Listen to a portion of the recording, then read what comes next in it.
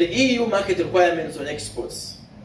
So dear members of the press and Ugandans, on 5th December 2022, the European Parliament approved the European Union Deforestation Regulation, EUDR, aimed at ensuring that supply chains remain free from products contributing to deforestation and forest degradation.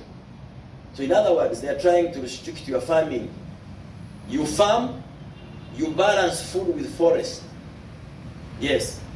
Don't mind about food and forget forest. So they are trying to say if you cut a forest to plant coffee, we won't buy it. So there are those regulations. The regulation targets 7 commodities and their derived products, namely coffee, cocoa,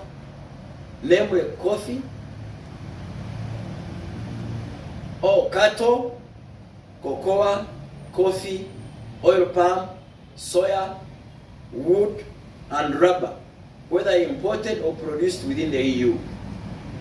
These commodities will be prohibited from entering the EU market if they are produced on land cleared of forest for agricultural purposes after 30th December 2020.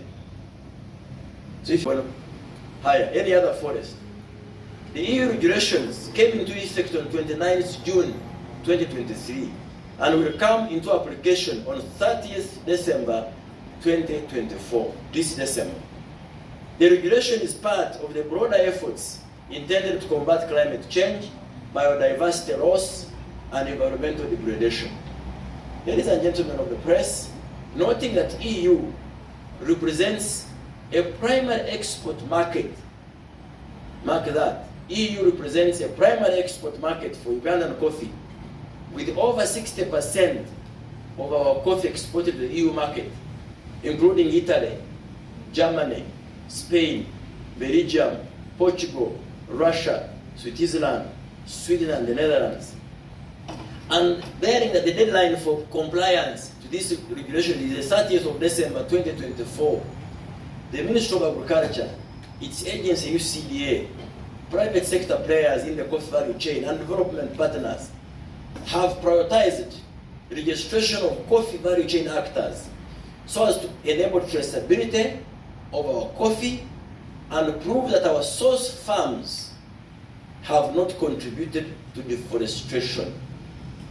Tugenda kuwandiika omwanyi gwaffe gye guva tukakase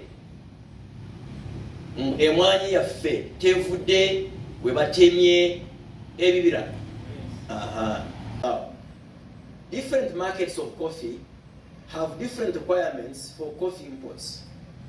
Just like you had requirements on chili, just like you had requirements on aquatic products, the same with coffee. Every country sets standards for its safety of the people, for the safety of the environment. Like in this case of coffee, it's about the environment with the EU. For example, imports into China require registration with the General Administration of Customs of the People's Republic of China. Sudan in Africa, being a main consumer in Africa, requires, for example, ISO certification and submission of annual test results for both physical and biochemical coffee parameters of Sudanese Standards and Meteorology Organization, and the European Union requires compliance with EUDR. EUDR means European Union Deforestation Regulations. So every market has got its own requirements. So in this case, our emphasis for today is on the EU Deforestation Regulations, which if not complied with, will compromise our ability to trade in that market, which is reasonably sizable. For each of these export market segments, Uganda's approach has been to ensure adherence to the set standards. It is for this reason that we continue to mobilize and offer advisory to the various actors in the value chain. These are farmers, traders, exporters, etc., to act right and comply.